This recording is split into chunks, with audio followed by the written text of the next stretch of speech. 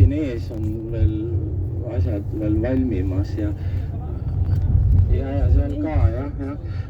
No vot, see ongi nagu Sagrada Familia ei saagi võib-olla kunagi valmis.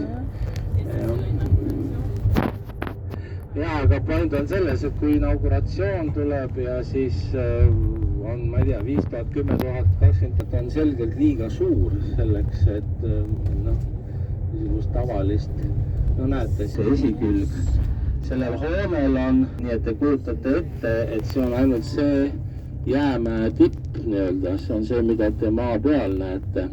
Ja sama, kas just sama suur, aga üsna, kus olid siis Ceausescul olid tema nii-öelda punkrid ja sidekeskused ja mida iganes seal elada kuid ja kuid.